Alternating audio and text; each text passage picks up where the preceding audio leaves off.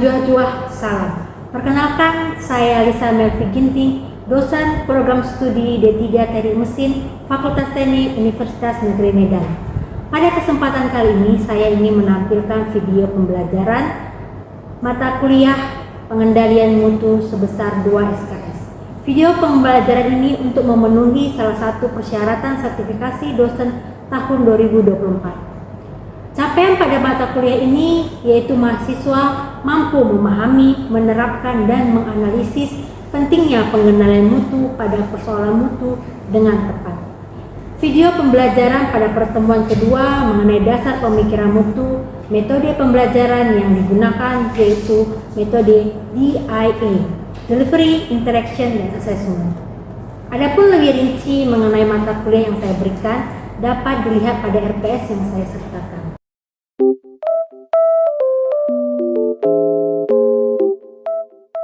Selamat malam. Selamat pagi adik-adik semuanya. Pagi, Bu. Nah, apa kabarnya hari ini? Baik, Bu. Sehat ya.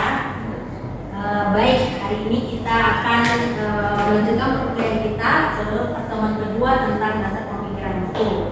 Ibu mau nanya kesiapan hari ini dulu. Siap untuk kuliah? Siap, Bu. Baik.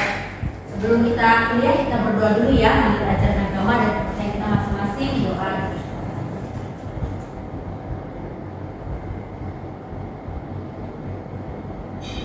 Amin, doa selesai. Nah, sekarang kita mau presentasi dulu ya. Baik, adik-adik kita absen dulu. Yang saya panggil namanya mengangkat tangan ya. Ricky Arnando, Siap. Dava Arani Karyanda, Rizo Madinata Nuraya. Baik, hari ini kita akan melanjutkan perkuliahan kita. Nah, sebelum kita masuk ke dalam mata kuliah kita, Ibu mau bertanya nih tentang materi minggu lalu. Apakah masih ada yang ingat materi minggu lalu? Oke, silakan Bang ini. Peranan materi wilayah pembelajaran minggu lalu yaitu untuk dasar pengendalian mutu dan polisi. Oke, terima kasih tepuk tangan dulu. Baik, minggu lalu kita sudah mempelajari tentang konsep dasar pengendalian mutu. Dan pengendalian itu ada tahapan-tahapannya. Nah, ada yang masih ingat nggak evolusi dari mutu yang ada? Siapa yang bisa menjelaskan tahapan evolusi mutu itu apa saja? Oke, silakan yang di belakang. Perkenalkan, ada yang ulang. Kapan mutu dari inspeksi, pengendalian mutu, penilaian mutu, total kolektifnya. Oke, terima kasih. Nah, jadi pada kesempatan kali ini kita akan mempelajari tentang dasar pemikiran mutu dan kandungan dari materi minggu lalu. Nah, referensinya ada yang utama bisa kamu lihat, ada yang dijelaskan ke penelitian saya dengan berpenting dari pengabdian juga ada bisa kamu tanyakan. Nah, ya, jadi saat ini nanti kita akan mempelajari dasar pemikiran mutu. Diharapkan kamu mampu mengimplementasikan dasar pemikiran mutu dengan tepat. Dan nanti materi yang kita pelajari itu adalah prinsip pengendalian mutu, tujuan pengendalian mutu dan mutu. Nah, indikatornya nanti diharapkan setelah kamu mengikuti perkuliahan ini, kamu mampu memahami apa sih prinsip mutu itu dan bisa menjelaskan yang kemarin. Nah, yang kedua, kamu mampu memahami dan menjelaskan tujuan dari pengendalian. Dan yang ketiga, kamu mampu mengimplementasikan nilai mutu. Nah, nanti skema kita ya biasa ya, center learning dari kamu yang lebih aktif. Nah, kemudian ada nanti problem based learning yang akan kita pelajari, tergantung ada problemnya nanti. Dan nanti kamu disuruh untuk memotong masalah. Kemudian ada strategi kita nanti ada yang asesmen individu dan nanti ada yang grup ya. Dan kemudian metode pembelajaran kita ramah diskusi dan kolaborasi. Nah, nanti ada asesmen yang seperti saya sudah jelaskan tadi, ada 2 asesmen. Yang pertama tes objektif, yaitu nanti tes perorangan, kamu nanti akan dikasih quiz. Dan yang kedua ada penugasan kelompok. Nanti kamu akan diberikan kelompoknya. Kita ada diskusi terkait dengan PBL kita. Nah, jadi apa kita ada ini. Nah, kita lihat ada pengendalian mutu, tujuan pengendalian mutu, pengendalian mutu, proses pengendalian mutu, dan juga tentang kredit. Nah, baik. Nah, prinsip mutu ya. Jadi kita sudah mempelajari minggu lalu tentang apa sih pengertian mutu, ada evolusi mutu, sejarah mutu, kenapa itu berkembang. Nah, sekarang kita mau pahami nih bagaimana sih sebenarnya prinsip mutu itu. Nah, prinsip mutu itu harus fokus pada pelanggan. Jadi tidak hanya berorientasi pada keinginan si pemilik aja, tapi harus fokus pada pelanggan. Nah, ada kepemimpinan, ada visi, misi, dan tujuan dari suatu organisasi. Jadi tidak hanya, oh ya saya mau bekerja, tidak, harus ada visi yang jelas. Visi itu harus diaplikasikan dengan misi yang jelas. Nah, kemudian ada keterlibatan personal. Tidak hanya kamu loh sebagai karyawan, tapi semua. Atau tidak hanya pemimpin saja loh, tapi semua beriringan. Kemudian ada pendekatan proses, ada nanti proses. Jadi kita lihat nanti ada analisis. Jadi tidak pakai perasaan pemimpin seperti ini tidak, tapi harus ada analisis. Nah, ada analisisnya, ada dikelola sumber dayanya, dan ada perbaikan lagi. Nah, kemudian ada nanti pendekatan secara manajemen. Terus pendekatan berkelanjutan, jadi tidak hanya stop di situ, tapi terus menerus berlanjut. Nah, ada nanti yang namanya pengambilan data, dan ini terkait juga dengan analisis tadi, ada data yang harus diambil. Nah, ada juga namanya dukungan pemasok. Jadi nanti kita itu kan perusahaan itu tidak hanya satu pihak saja, tapi ada supplier kita. Nah, supplier kita ini yang nanti kita harus menjaga hubungan barang. Gitu ya. Nah, ya. Sekarang ibu mau bertanya nih, ya. Kenapa pengendalian mutu itu penting? Oke, silakan. Maka nama saya akan Media Ditambah dengan ini 5233 22005. Mengapa pengendalian mutu itu penting? Karena semua orang pasti suka dengan hal yang bagus dan yang berkualitas. Oke, baik, terima kasih bertemu. Ya, jadi tujuan pengendalian mutu itu banyak ya. Nah, salah satunya adalah yang paling penting adalah kita mendapat kualitas output yang bagus. Kenapa bagus? Ya, kenapa? Karena kita mau konsumen puas, kita mau konsumen loyal ya, bagus lah outputnya. Nah, bagaimana caranya? Dengan spesifikasi produk yang nanti ada dimensinya. Nah, nanti kita pelajari kemudian. Nah, kemudian tujuan pengendalian itu apa? Dia mampu membimbing perusahaan untuk mendapatkan keuntungan. Nah, jadi dibimbinglah ya dengan ada deadline-nya. Nah, lagi apa? Itu pengendalian itu dapat mempercepat pergeseran proses. Jadi kalau ada misalnya perubahan zaman ya, dengan quality control itu bisa diikuti prosesnya. Nah, lanjutnya apa? Membantu karyawan. Nah, jadi perkembangan global itu menuntut juga karyawan itu bisa lebih apa yang namanya lebih sigap gitu ya. Jadi lebih sigap kalau ada perubahan. Nah, karyawan itu bisa juga mengikuti perubahan, jangan stuck. Nah, pengendalian itu membantu mereka. Nah, bagaimana supaya sigap memperlihatkan ada produk atau tidak apa yang harus dilakukan. Kalau misalnya ada kendala harus tidak, nah itu semuanya tujuan dari pengendalian. Nah, dalam mengenai tujuan pengendalian itu kita harus merencanakan. Ya, merencanakan apa saja yang harus kita lakukan dalam quality control atau pengendalian itu. Nah, dalam perencanaan ini kan merupakan suatu perencanaan itu sendiri dia suatu proses ya, suatu proses mendapatkan sesuatu. Pendekatannya yang cepat. Yang pertama ada reaktif. Reaktif itu artinya kalau kita lihat dari masa lalu, oh masa lalu seperti ini. Misalnya masa lalu kalau kita mau jalan-jalan ke rumah ya, kalau pakai sepeda mana lebih enak daripada sepeda motor, pakai sepeda motor. Oh, oke, berikutnya nanti kita ke rumah dari kantor ke rumah pakai sepeda motor, berarti mengikuti dari masa lalu. Nah, yang kedua adalah non-aktif namanya. Ini mengikuti arus. Bagaimana harus berjalan? Ya udah. Nah, ini bisa dipakai waktu kasus PPKM, COVID. Jadi kan banyak hal yang tidak terduga terjadi.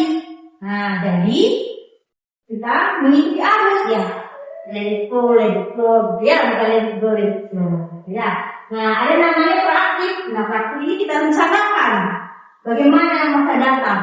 Nah, yang terakhir itu ada proaktif. Nah, proaktif tidak hanya merencanakan, tapi ada desainnya. Dan desain itu kita wujudkan. Desain itu kita wujudkan. Bukan hanya desain itu kita rencanakan tapi diwujudkan. Nah, ya. Jadi kalau misalnya perencanaan itu bisa pakai rumba. Rumba bukan Simba ya, tapi rumba. Rumba itu apa artinya? Real. Nah, dia real. Kemudian ada human. Nah, kemudian ada dapat dipahami, understand. Ya, dapat diukur. Nah, dapat dilaksanakan dan dapat dicapai. Iya. Nah, jadi rumba itu. Jadi kita membuat rencana harus mengikuti kaidah si rumba. Nah, itu ya. Nah, sampai di sini ada yang mau bertanya? Tidak ada yang mau bertanya? Jelas? Apakah sudah jelas? Oke, ya. Untuk mengukur spesifikasi produk ada namanya dimensi kualitas. Nah, dimensi kualitas itu ada menurut 3 tips. Dia ada 8 nih. Nah, yang pertama itu adalah kinerja atau performance. Nah, ini maksudnya adalah fitur utama. Fitur utama. Contohnya HP ibu. HP ini tujuannya apa? Tujuan utamanya, fungsi utamanya apa? Ya ini adalah fungsi utamanya. Jadi suatu produk itu diharapkan bisa berfungsi dengan utamanya. Fungsi utama itu harus bisa. Nah, yang kedua itu ada feature. Feature itu artinya adalah fungsi tambahan. Secondary feature. Ya. Nah, ada kesesuaian. Nah, ini kesesuaian lebih ke arah standarnya, gitu ya. Jadi seperti kita kalau kita di Indonesia itu semua barang itu ada standar SNI, standar nasional. Contohnya helm dan baterai. Helm ber-SNI berarti dia mengikuti standar nasional Indonesia. Ya, itu lagi. Kemudian ada namanya durability. Durability itu umur produk itu. Nah, saya kalau misalnya membeli barang, saya selalu minta garansi toko. Contohnya komputer, HP. Kenapa? Karena pada umumnya kegagalan produk itu pas di awal pertama rusak, dia dibeli itu rusak, sampai dengan dia terakhir dia itu bisa rusak. Jadi dia seperti kurva beta, contoh beta. Nah, seperti ini dia. Ini masa kita beli, dia bisa rusak. Kalau misalnya rusak, kalau kita beli ternyata garansi nasional, balik lagi dulu ke Jakarta, karena di Medan. Berapa lama butuh waktunya? Kalau kita garansi toko, rusak di awal, oke, saya mau minta ganti. Nah, langsung bisa saat itu juga ya kan? Nah, sama yang terakhir pas dia umurnya sudah tua, itu kan biasa kan? Itu makanya saya selalu melihat membeli produk itu, saya lihat apakah dia bisa garansi toko atau tidak. Itu dia ya. Kadang ada juga saya melihat umur pakainya teman saya itu, dia malah menyalakan laptopnya 3 malam, enggak macam-macam. Dia mau lihat mana laptopnya, ya, itulah namanya umur pakai. Nah, kemudian ada kemudahan perbaikan. Nah, jadi kalau kita rusak, kita bisa mudah memperbaikinya. Coba istilahnya. Kalau kalian lihat sepanjang jalan, mana lebih banyak servisnya produk Honda, sepeda motor Honda, atau sepeda motor yang lain? Honda ya. Nah, itulah salah satu menjadi pemikiran customer untuk membeli produk. Nah, lebih gampang nih beli Honda. Nah, kalau kami di rumah ya pakai Honda gitu ya. Nah, kamu itu kan terserah kamu ya, itu pasti masing-masing. Kenapa? Salah satunya ibu berpikiran ini lebih gampang dia diperbaiki di Honda daripada Yamaha atau susah misalnya. Kemudian ada yang namanya estetika. Nah, estetika ini ya walaupun memang subjektif ya, ada orang yang sukanya misalnya di laptop. Ada orang sukanya lebar. Kenapa dia misalnya tujuannya untuk gaming. Ada orang yang sukanya tipis kecil. Kenapa dia mobile. Jadi dia mobile, dia mengetik. Nah, mengetik. Terus dia pergi lagi ke satu tempat, mengetik. Nah, ringan, tidak sampai berat bawanya, nggak berat. Nah, tapi ada juga orang yang suka warna. Misalnya dari warnanya ada yang suka hitam putih. down to earth coklat, gitu ya, silver, ada yang suka nge-trend, merah, hijau kayak baju saya semua. Nah itu tergantung konsumen, tapi biasanya estetik itu juga diperhatikan. Nah, yang berikutnya itu ada mutu yang dipersepsikan. Tahu artinya seperti ini. Kalau kamu beli produk, kamu shopping misalnya, pernah nggak kamu baca ratingnya, reviewnya, komennya? Pernah? Nah, itulah dia. Jadi itu kamu lihat. Atau kalau majalah teknologi itu ada tuh, dilihat review laptop, komputer, HP bagaimana, gitu ya. Nah, dia dilihat apakah cocok atau tidak. Nah itu ya untuk dipersepsikan. Sama seperti brand, orang lebih suka iPhone daripada iCerry, ya karena dia sudah tahu kenal dengan brand iPhone. Siapa sih yang HP-nya iPhone? Nggak ada ya, ada. Itulah. Oke, sampai di sini ada yang mau bertanya? Oke, silakan. Kenalkan, nama saya Presiden dan Silalahi. Coba berdiri. Maaf, berdiri ya.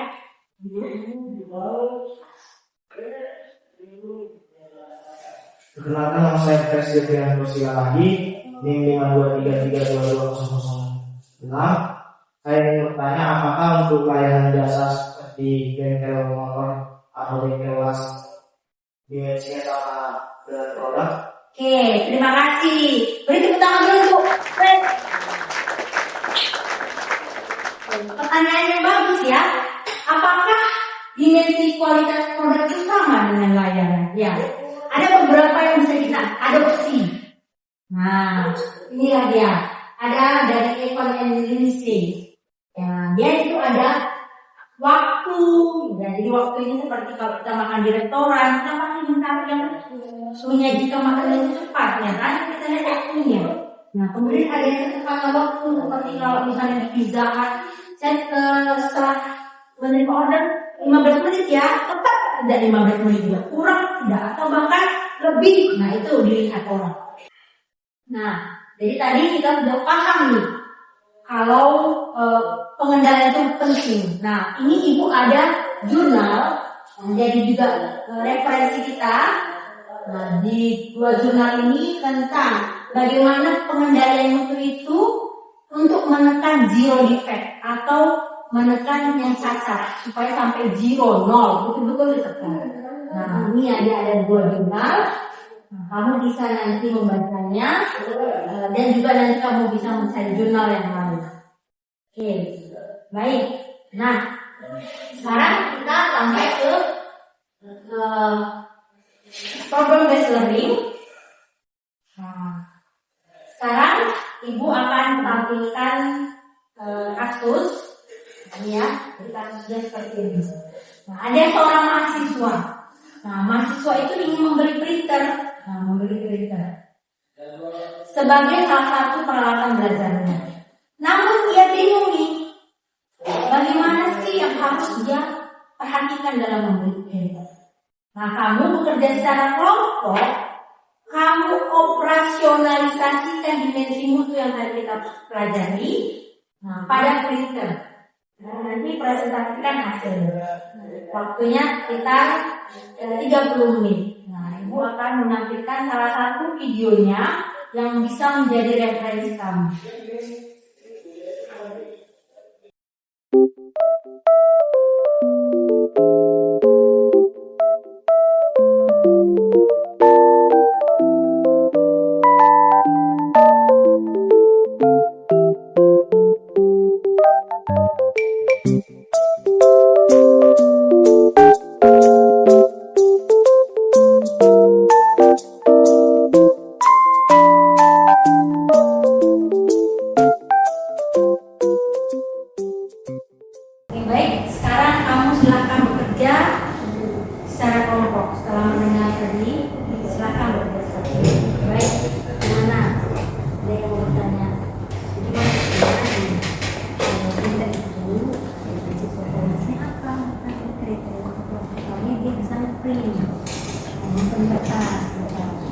Feature-nya apa tampilannya?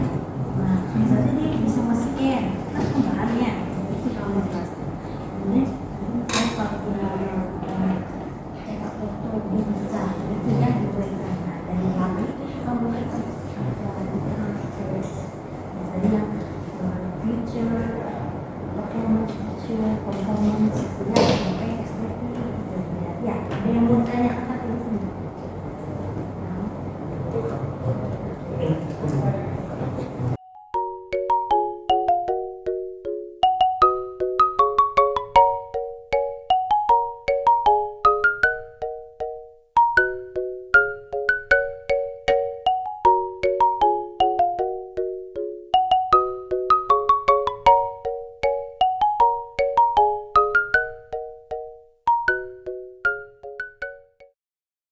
Selamat pagi teman-teman. Pagi. Baiklah, di sini kami kelompok yang pertama ingin menampilkan hasil diskusi kami dengan judul dimensi kualitas printer yang bertujuan menentukan dimensi printer sebagai pertimbangan dalam memenuhi kebutuhan fungsional, meminimalkan biaya kepemilikan dalam jangka panjang, meningkatkan produktivitas dan memberikan pengalaman pengguna yang baik, serta memperhatikan aspek keberlanjutan lingkungan. Jadi yang pertama itu ada performance.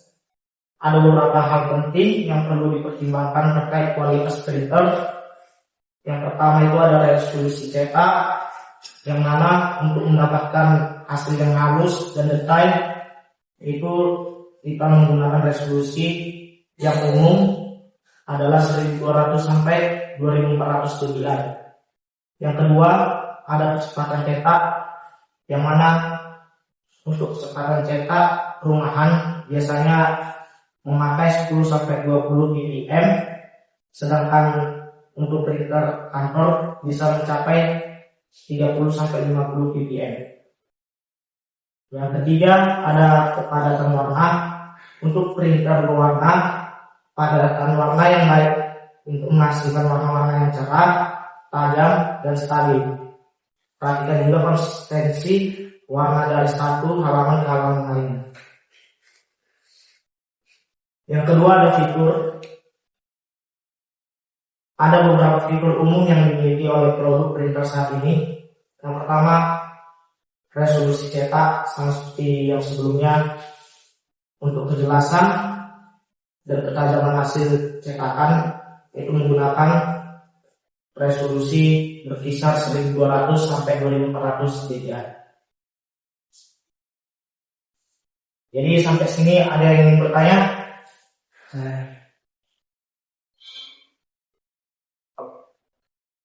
Sebenarnya nama saya Nabil Rahman. Saya ingin bertanya, apa maksudnya kepekaan cetak? Baik, saya akan menjawab pertanyaan dari Nabil. Maksud dari kepekaan cetak ini, kepekaan cetak maksudnya adalah ketajaman grafis, gambar grafik, dan printer, dan bagaimana hasilnya. Baiklah, sekian hasil diskusi dari kelompok kami. Jika kami ada kekurangan, kami minta maaf. Selamat pagi, terima kasih. Tangan untuk kelompok. Jadi kepekaan terhadap cetak itu maksudnya dia itu peka. Warna-warna itu peka karena grafik itu berbeda warnanya ya. Nah itu dari kepekaan cetak. Baik, silakan kelompok kedua. Selamat pagi teman-teman. Pagi. Kami dari kelompok 2 ingin mempresentasikan diskusi kami tentang dimensi kualitas printer.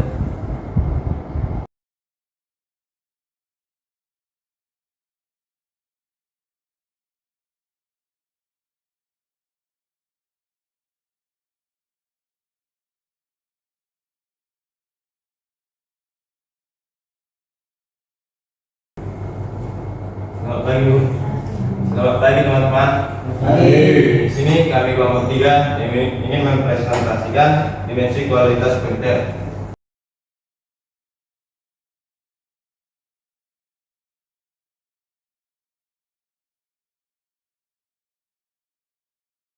Tangan.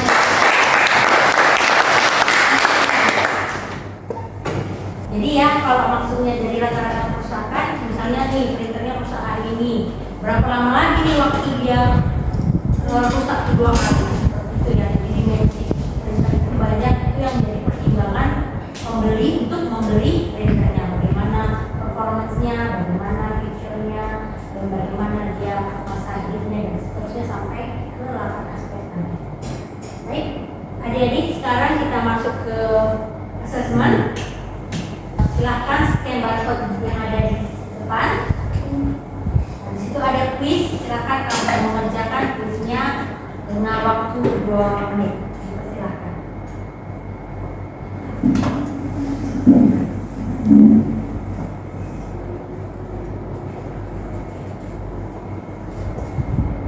Baik, adik-adik sekarang kita review ya jawabannya.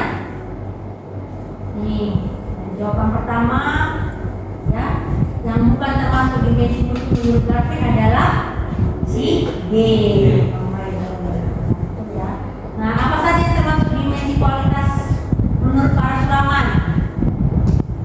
Nah, dia adalah si tangible. Nah, nomor 3 juga sudah benar ya. Nomor 4 juga sudah benar. Nomor 5 juga sudah benar. Dari sini saya bisa menyimpulkan kalian sudah paham ya tentang dimensi pemikiran.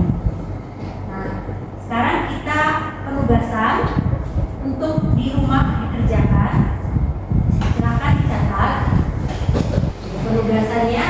Tugas per orang di rumah, carilah jurnal mengenai pengendalian mutu atau quality control 3 tahun ke belakang ya, dari 2024 ke belakang. Nah, kemudian kamu review dengan kata-kata kamu sendiri, formatnya berbentuk makalah, nanti diupload di SIDA, LMS kita SIDA. Batas pengumpulannya minggu depan. Baik, tadi kita sudah mempelajari ya tentang dasar pemikiran mutu. Jadi diharapkan adik-adik sudah paham bagaimana sih pentingnya mutu.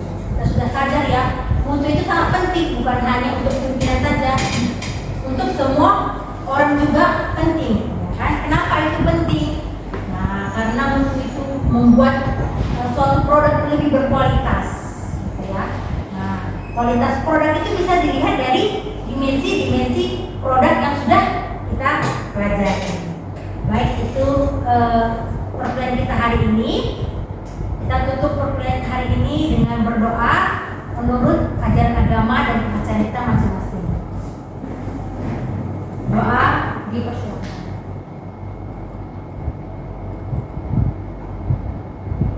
Amin.